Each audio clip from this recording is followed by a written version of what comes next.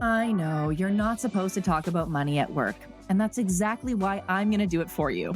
Let's be real, I don't care how passionate you are about product management, none of us are doing it for free. Whether you're a founder at a pre-revenue startup or you're vying for a senior PM role at an established company, all of us are trying to make as much money as we can as soon as possible. And why shouldn't we? Life's expensive, you're awesome, and this industry is loaded with untapped potential. Speaking of untapped potential, our guest today is a master of helping product managers finesse their salary negotiations. Dr. Nancy Lee is the founder of the Product Management Accelerator, the host of the Product Insider podcast, and has been featured in Forbes. Her career journey alone is insanely impressive, but today she's turning her attention to helping you get your bag. We'll talk negotiation tactics, the right time to ask for a raise, and some great advice for overcoming discomfort when talking about money. We've got a lot to cover, so let's jump in. Welcome back to the Product Manager podcast. Dr. Nancy Lee, thank you so much for joining us today. Thank you for having me, Hannah. I've been a big fan for your podcast for a while. Oh, wonderful. We'll start off the way we always kick it off. Can you tell us a little bit about your background and how you ended up where you are today? Yes. So I am Dr. Nancy Lee, a director of product and featured in Forbes. I've helped thousands of people land their dream PM job offer in FAANG companies and unicorn startup and continue to get promoted as a product leader.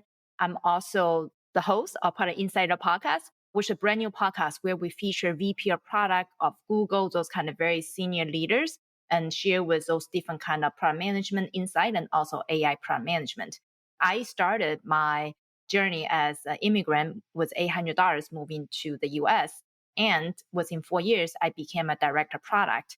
And lots of people started to watch my free content on YouTube, which already had over 1 million views through my YouTube channel.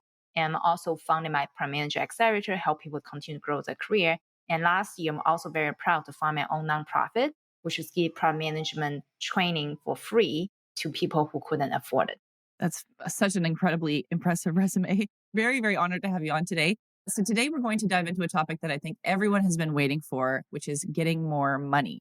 So to start us off, what do you think are the key challenges that PMs are struggling with in terms of settling on the right salary these days? Great question. I believe there's 3 key challenges. Number one, for lots of product managers today, we always feel like, which is mindset, that we couldn't make more, or they are scared, they're afraid of asking for more. And that leading to lots of product managers always getting mediocre salary, but looking at other friends or coworkers or other people who already get promoted much faster and getting paid significantly more. I think number one thing is the fear. So number 2 thing what they had is they don't know what's on the other side of the table. So when you negotiate salary, if you had known, wow, this company has a lot of budget, of course, ask for more salary. But because lacking of information, people are missing the opportunities to ask for more. And the third challenges they have is they don't know how to sell themselves. I created literally my own quote, which is people will pay you what you sell them, not pay you what you deserve. You sell them what your value is, not what you deserve. You think you deserve this much, you have this kind of contribution to the company, but people don't see it. So you need to sell yourself in the interview so they're going to pay you more. And same thing as when you're in the company, sell yourself day to day so that your manager is going to give you a better promotion and bigger bonus as well. That's a really interesting way to frame it. And that's actually a great segue into our first topic, which is negotiation. What are some of the biggest mistakes that PMs are making when negotiating salaries, when accepting their first offer letters? I believe the biggest mistake, which happened to myself, is not to ask for more. And you may be thinking, well, people will definitely ask for more. No. If the first time you negotiate a salary or your beginning of your career, lots of people do not ask. They didn't even know, yes, you can. And negotiating salaries actually has many components, many different, I call this art of dance goes into it. But your ceiling is only what you can expect. If you think you only deserve this much, if, I'm lucky I have a job offer, maybe it's okay, maybe I shouldn't ask. No, that was wrong. For example, when I started my career, my very first job working for Shell Oil as a systems engineer, I didn't ask at all. At the time, they paid me like almost 100K fresh out of my PhD program. And was like, well, I was lucky I landed a job that was H-1B sponsorship that was post-2008 recession. Oh, that kind of just aged myself. Yes, kind of. And then I was like, I landed a job offer that was like, during recession, there's no job and they sponsor my H-1B and they also pay me almost 100K fresh out of my PhD. I was like, oh my goodness, this is amazing. Let me just accept the offer. Guess what? A few months into the company, my male coworker was getting paid $5,000 more in terms of base salary. And another $5,000 more in terms of sign-on bonus just because I didn't ask, because I thought I was lucky I can have one. So that's the number one biggest mistake, which is you didn't ask because of fear. So second biggest mistake during negotiation is you're too greedy, which you need to find a balance, right? So which can burn the offer, as very obvious, right? So I have seen people who ask for too much and companies turn them off starting a first round interview. So, oh, you're way exceeding our budget. Then third mistake, which is usually when people ask, they don't know what the right language to ask. Even if you don't have competing offers, this happened to many of my students who getting paid over $300,000 per year as salary. They do not have competing offers, only have one offer. But when you ask, if you say things in the wrong way and people feel like, oh, you're too arrogant, or you don't know how to sell your value to the company, people take it in a different way, just feel like you just want for money, you're not have a right motivation to join our company. So many different things involved in the art of negotiation. Can you walk me through the advice that you give your clients when they're negotiating remuneration with a new employer? Yeah, great question. So let me go through different steps and also use some real life examples so it's easier for people to apply the strategies right away after this podcast. And number one thing is you must have the right mindset.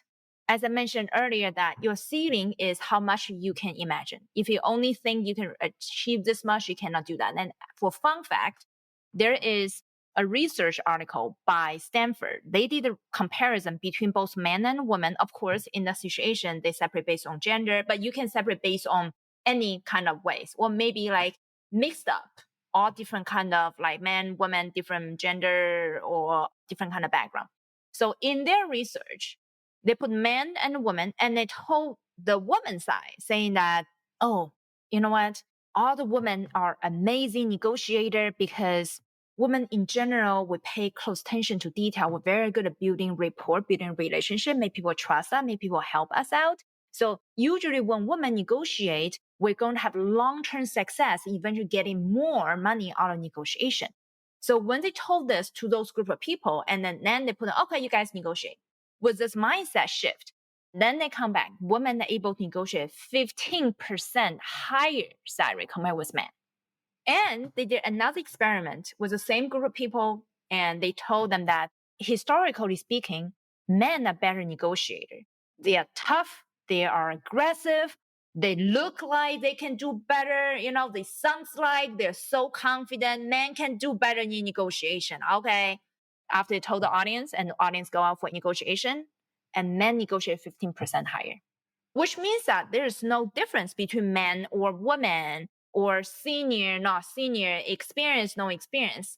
The key factor is, what do you think you can reach as the number one factor? If you don't think you can reach high, you will never reach high. Number one thing is mindset. The second thing is to understand what's on the other side of the table. As I talked about the mistakes earlier, right? So people, if you ask too much, you burn your offer. And if you ask too little, you end up underpaid.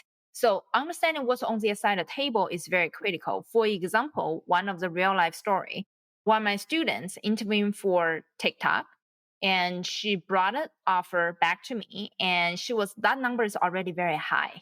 But when I saw the number is already close to $300,000 per year within TikTok. And with her background, she only had 2 years experience, and she also was an immigrant from Canada. She never worked in the US. She got a job offer to work in the US. And then when she saw a job offer, she thought, well, I accept, right? It's really good.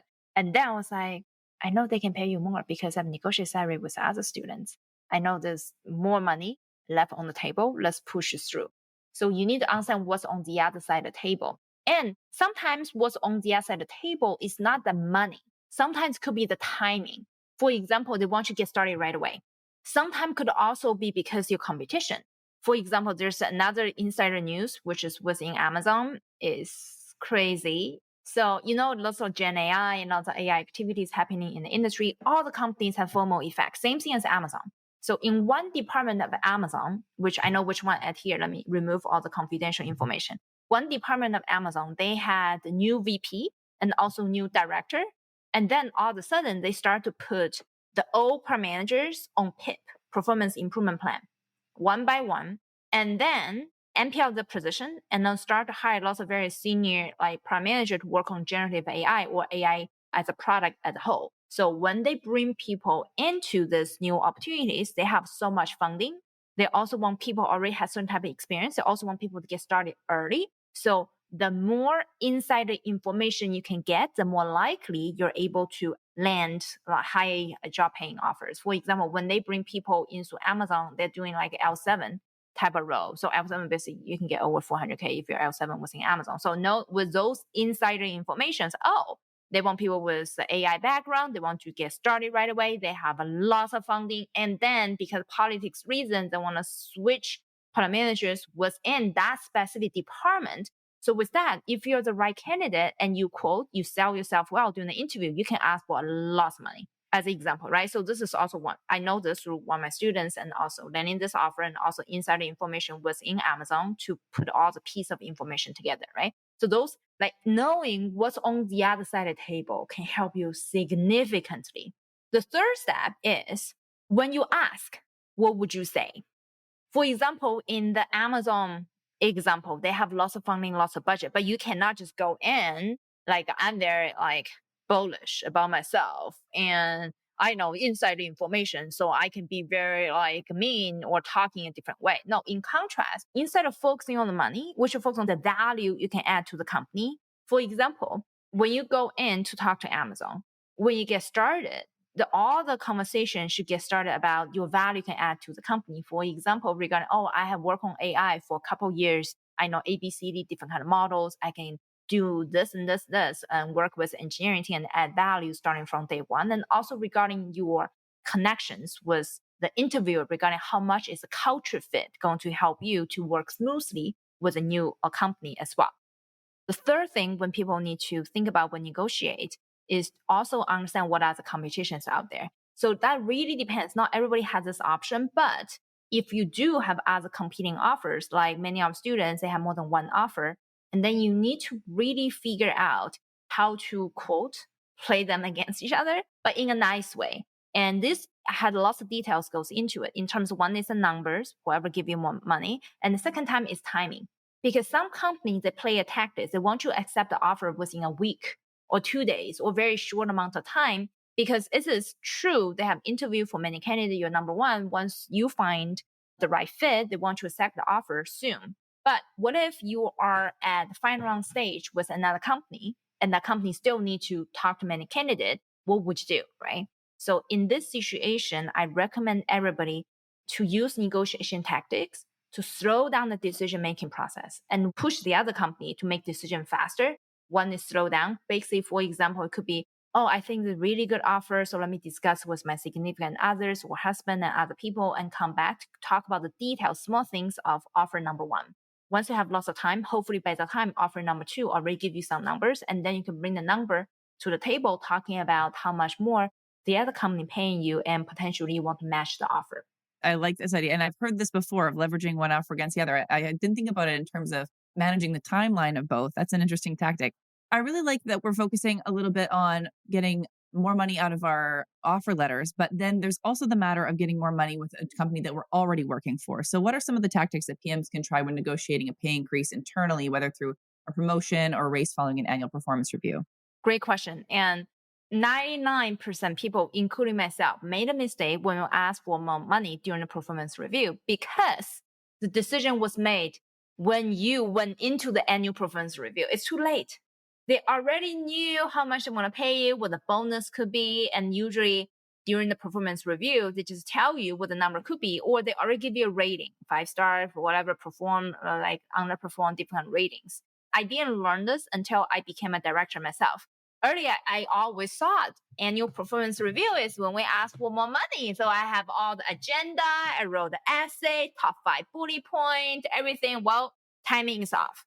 Number one thing is timing.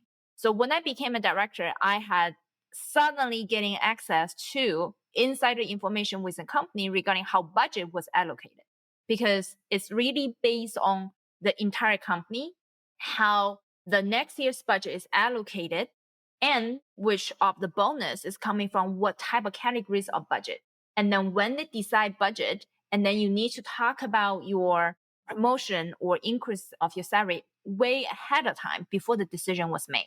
For example, in one of the Fortune 500 companies I worked at, I discovered that at least from the director level, we are talking about next year's budget in around like November regarding how much money, like millions of dollars we can have and use for next year. But in November, we already kind of know how much money we're getting. And then among all the allocated money we receive from the motherhood, we also know what percentage can go into bonus, what percentage go into the base salary increase. And then after we know the total amount of pool of money, we also need to allocate based on each department. I'm just talking about all the leadership because I know the entire from VP leadership, everything come out. Okay. And then the VP has several directors. And then they will figure out, so which department is going to get more money in terms of like this year's performance. Maybe some department performing very well and the entire department pool money, the pool money increase significantly compared with another pool money. So these decisions usually is made around November. If you want to ask for compensation increase, you need to ask before November, ideally in September, way ahead of time. Okay, in September, you start to bring up this conversation regarding your contribution, your value you can add to the company, and any kind of testimonial from the customers and saying that you did so well. So you start to talk about you want to get paid more ahead of time. And so you put things in the head. And then in the middle of the conversation, like around November, when they need to really allocate the budget, they already know, oh, I should put some budget on the side for Nancy because she has been demonstrating her achievement. She has been asking for it for a while. So I should put some of the budget ahead of time. So when they allocate in November, they already allocate a bunch of budget for myself, for my department. So that's why everybody under me getting paid more in general. So you always talk about it ahead of time. And of course, it's like a quarterly performance review season is a different type of performance review and a different stages you need to ask in the performance review season and throughout the entire year. Actually, you should really plan out throughout the entire year. And I have a free bonus for all of you guys where I told you the decision-making process and each quarter, each month, what each company is doing budget planning and when you should ask those questions based on their internal budget planning cycle. So you guys can directly go to my website, drnancy.com/salary decision, and to download this free internal guide. So you can use it as a timeline for you to negotiate upcoming salary. And at the same time, I'm also going to give this notes for Hannah for you guys to distribute later on as well. This is a free bonus for everybody who is listening to today's show. Okay, so that covers timing. So then what's the next step? So when you ask for internal promotion, the next step is you need to build your internal branding before you even go ask a promotion. That's why I talk about in the free resource, free download, and you guys have the entire year's timing. So actually at the beginning of the year, you should start build your personal brand. For example, do not ask for money, which I told you when to ask money was September, right? So before you ask for money, you let people know about who you are and your achievement. Now, let me be specific. For example, when I was a product manager and launching the first AI smart cities product, and that product actually received the Mayor's Best Practice Award in 2016. So as soon as I achieved the award, I told everybody in the company. And I also give presentation about my award-winning product to everybody in the company. And people love listening because they want to share and information also want to learn from each other. And I also start to give those training to our sales team. And there was a situation that there's a group of 5 product managers all in the smart city domain, all my coworkers. Everybody is giving the training of your product to a team of 100 salesperson. And everyone have that about half an hour talking about product. But after I finish my presentation about product, I have a huge line of salesperson lining up, trying to shake my hand, saying that, hey, Nancy, I'm so excited about your product. I'm so ready to sell this and then bring it to the hands of customers. So it was because I really did a great job during the presentation and impressed them. Guess what happened? Afterwards, all those salespeople, they started inviting me to executive presentation. Was in Verizon at the time. So in Verizon, something called Executive Briefing Center. We bring all the executives from all the tier 1 companies, just like all the big ones you can imagine. So whenever you do collaboration or you want to talk about innovation within the industry, they bring executives to have a conversation with our executives. But when you have a conversation with our executives, they always want to show you any kind of award-winning product or any kind of new things, because AI in 2016 was brand new. It's not as hot as right now. So that's why very few people knows AI. And all the salesperson who build relationship with those executives within different companies just thought about name all the time. Oh, Nancy's very good giving presentation. We love her product. Maybe you can bring her into those conversation with those executives. And using those like snowball effect at building my branding and being able to demonstrate my capabilities and value to the company. And then they bring me to executive presentation, and executive likes me. And then I literally every single month, I give presentation to executives of all the tier 1 companies out there. So it's a snowball effect. So therefore, when I need to ask for salary increase in September, my manager was like, oh, makes lots of sense. Yeah, she deserves it. I already tried to convince them throughout the entire year.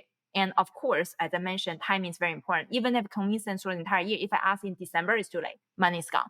So identify the right time to ask is very critical. And also build your personal brand is very critical. And the moment, let's say September, third step, September, when you walk into the negotiation, right? You need to do the following. During the meeting, you should tell your manager ahead of time. Do not be like cold turkey when in September. Who asked for money in September, right? But you would. So therefore tell them ahead of time saying, hey, I'd like to discuss my performance in our September meeting. Tell your manager ahead of time. There's no cold turkey. Your manager, oh, okay. And then your manager starts thinking about your performance ahead of time so that you won't be like cold turkey during the meeting.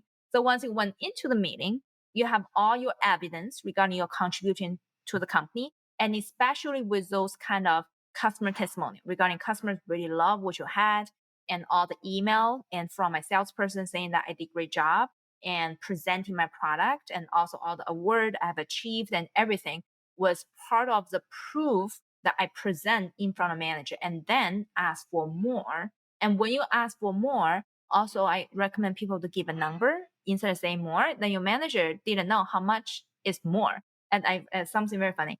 I was always a all-star performer, and the first time I asked for more money, so I knew I was underpaid. I told you guys earlier, right? I knew I was underpaid in my first job. And then I knew I can ask for more money. And then when I went to in the performance review, I said, I think I need to get paid more. Guess how much more I got? Was it like $500? It's like 1%, almost $500. Literally 1%. It's lower than inflation. It's crazy, right? So they didn't know what is more. They thought someone like me speaking with accent and doesn't know anything at the beginning of my career, 1%, few $100s, maybe a few $1,000 is a lot for me, which was, but I deserve more. Therefore, give them a number, reasonable number, and so that they understand what's your expectation. But as long as your number is not, let me double my salary. If you don't give it to me, I'm going to leave. That kind of tone doesn't work. So it's always understand what's on the other side of the table, which is your competition, which is your coworkers in the space, and how much the budget, allocation, timeline, and how your entire team is doing. So know what the right number to ask. They're going to give you what you ask for. Okay, these are really interesting tactics. So I'm curious now. So you kind of mentioned a little bit about researching, what's on the other side of the table. So do you have any tricks for researching the pay threshold for specific product roles at specific companies? Yes. So the several tricks is number one, if you know somebody inside a company who recently received an offer, let's say it could be your MBA classmate, could be our alumni was in PM Accelerator, right? So my students, we share information, or you directly ask somebody who negotiates salary for other people like me. So I literally know hundreds of people's salary. That's why I feel very comfortable talking about money all the time. I know each level and the latest salary this month in which company, how much you're getting paid right now. And so getting information from people inside the company or someone negotiate salary for other people before is a big tip you can use right away.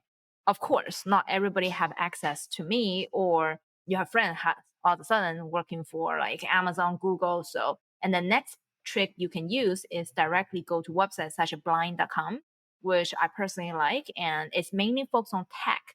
So blind.com has lots of like salary information, the latest information of how much people are getting paid. And you should also go to Level FYI, which give you the range Level FYI in general is mainly focused on tier one companies, which lots of our students are actually working for tier one companies. That's why perfect for our audience. So when people go to Level FYI, this website, they are going to select a specific company's name with different title, different kind of bracket. The range is help you significantly to understand, okay, I'm already at lower tier of this L5 or L6 or L7. So this is how much I expect. So using those information, guess what? It's crazy. So our high students are going to pay the $800,000 per year working for Meta L7. And immediately when he told me regarding the relative band, and I just look up Level FYI and also look up my internal connections because I already have people working for Meta. I also have like some VP of product for also my students. So I just know the salary. I was like, I think I can get 800K, and he did.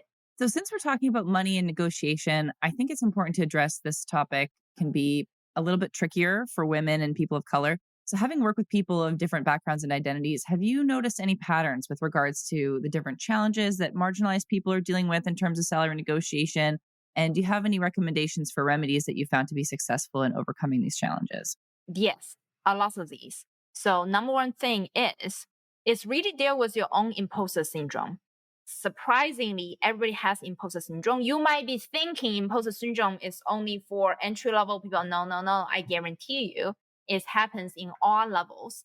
For example, one of my speaker on my product manager, on my product insider podcast, Lupin Capella, and she was the senior director growth at Stash. And she was actually only one of the few female directors and also one of the few Latino directors. And the way she speak is different because the style she usually speak longer and also more passionate given her Latino background. She felt like she had the imposter syndrome as well.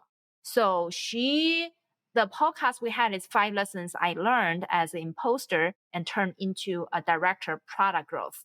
And then one of the imposter syndrome she talked about earlier was that it's funny. So her manager want her to meet in person in New York office. So she flew all the way from Atlanta to New York. She went in and said, oh my goodness, I'm getting fired. Oh my goodness, I'm getting fired. Something's wrong. Oh, I never really want to meet me in person. You know what? I'm getting ready to submit my resume, brush up my resume right now. When she went into the meeting and her manager basically like, you did a fantastic job. We should talk about your specific performance within the company and also giving you more opportunities to grow within the company and have you to manage more account for the company as well. So she's like, oh, you're not going to fire me. And he was like, no, you did a fantastic job. So number one thing is a lot of women or minorities or lots of people like us, we had imposter syndrome. We didn't think we're doing well enough. So that's the biggest hurdle we are facing. So number one thing. So therefore, a number one thing is if you think your woman, your minority, you don't deserve more, you cannot get more. So therefore, moving forward, I encourage everybody, especially people with very diverse background, do not think about you're diverse. That's why you do not need to get paid more. Start to think about your unique value proposition you can add to the company. And the second thing is, if you come from the diverse background, I recommend everybody to really use your strengths. For example, if you speak with an accent, just like me, English is not your first language. I think it's applicable for lots of people working in tech right now.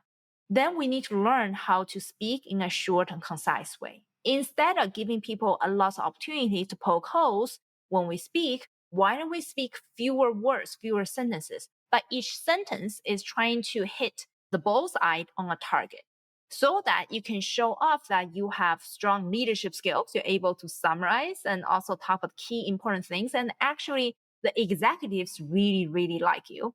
And then the second thing is you also need to learn your 30 seconds elevator pitch. So think about this. In the day-to-day work, you probably only had fewer limited opportunity meeting people from different background. And then when you go talk about your experience, your achievement, you must be able to sell yourself within 30 seconds. So you need to have those 30 seconds elevator pitch ready, regardless your women or your minorities. And this is totally independent. And actually on my YouTube channel, I have one of my most popular YouTube video about how to create a perfect 30 seconds elevator pitch. It works like a charm and everybody needs to learn it, right? And the third step is if you are minorities, I really want you to really also think about your unique competitive advantage and start building those. For example, I choose public speaking as my unique competitive advantage. But I didn't start from someone speaking very well. Not at all. I was very bad. You can go to my YouTube channel, and years ago, like 10 years ago, I have really bad videos of me speaking. It's just like horrible and embarrassing. I don't even want to watch my old videos myself. But one day, when you identify this is your core strengths, you start work on it, and you start to use your core strengths to gain more resources within the company. And then you're able to create a lot of new opportunities for yourself. So therefore, number one thing, forget about your woman, whatever, just maybe tell yourself in the heart that women usually negotiate more. Like the first, like Harvard, like Stanford exam, you women negotiate better than men. I thought, oh, yeah. Maybe just tell yourself that. Maybe you can do better. Yeah, really focus on your strengths and also learn how to use specific strategies to really hide your shortcomings as well. And then the rest of negotiation tactic is the same for everybody. We're mainly working on the disadvantage that put us in a corner and focus on that part. So the combination of those strategies is going to help both men and women, people with different kind of ethnicity backgrounds, and we can all get paid more for sure. Yeah, and that's always the goal. So before we wrap up, I do want to talk a little bit about the fear that we discussed around talking about money. What are some of the tips that you have for folks to overcome the fear and discomfort around talking about money so they can better advocate for themselves? 3 things. Number 1, you must find a role model. This is number 1 thing. So I personally have a role model as well. Everybody should have your role model. A role model doesn't have to be the CEO of Google. Could be anybody who inspires you in a day-to-day basis. Ideally, somebody with the same challenges, but 1 or 2 or 3 steps ahead of you. So each time when you feel like I have fear, I'm not able to ask for more money, and then you can think of why this person with the same background like me, just 2 years ahead of me, but it's like 10 times better and 10 times more advanced in their career. So when you think about your role model, what would your role model do in this situation? For example, my role model is Jeremy Curry Lima, and she is the ex-CEO of Estee Lauder, and she also her makeup brand It Cosmetic to Estee Lauder as well, as the only and the first female CEO of a makeup brand in the US, in the world, right? So whenever I see challenges regarding, I'm afraid to ask him more, and if I knew I deserve more, I'd be like, will Jamie going to just not say anything? When she realized that there was no female CEOs in Estee Lauder as one of the largest makeup brand in the world, she's going to step out to say something. Well, you can get it, not get it. It's a different story. You may not get promoted, but if you do not stand up for yourself, nobody will stand up for you. So always think about number 1, what would your role model do? So number 2, regarding your fear, lots of time when you start to take smaller steps, fear will gradually go away. Make sure ask yourself, so why do I have fear when I ask for more money? Maybe ask for more promotion, maybe afraid of losing the job offer. So you ask yourself this question, what's the best way to really verify how much money they're willing to pay? Oh, I can collect insider information, just like how Dr. Nancy Lee said it earlier in the podcast, by talking to people in the company, by researching on level FYI, all different kind of resources, and have solutions toward your fear and ask you, are those fear something can be solved and can be supported by data, or it just mentally you feel like you have fear? And the third step, when you have fear to ask for more money, in this situation, I want to give a range. This is also a very important trick. For example, like I really wanted to ask for this much money. I did research. I deserve this much because Dr. Nancy told me that. Like, for example, real story. I have someone who landed a job offer from Amazon with $330,000 per year. That was an MBA background. When she brought this number to me, I thinking ask for more. She's like, it's already very high, Nancy. I was like, I think you can do more. I think go for 350. And then she has fear, right? So in this situation, give a range. Instead of just like go 150, based Nancy said 150. What if I cannot really get that? I was like, they withdraw my offer, right? Give a range. So you can, I believe I deserve something between 340 to 350. This is going to make your fear become like maybe a concern, no longer a fear anymore. So therefore, there's a many different kind of mindset people need to train. I talk a lot on my YouTube channel and also podcast regarding mindset, which is number 1 thing people need to understand. And then use the strategies that I teach you on my YouTube channels and also all the podcasts. And you're going to have great success in getting paid more.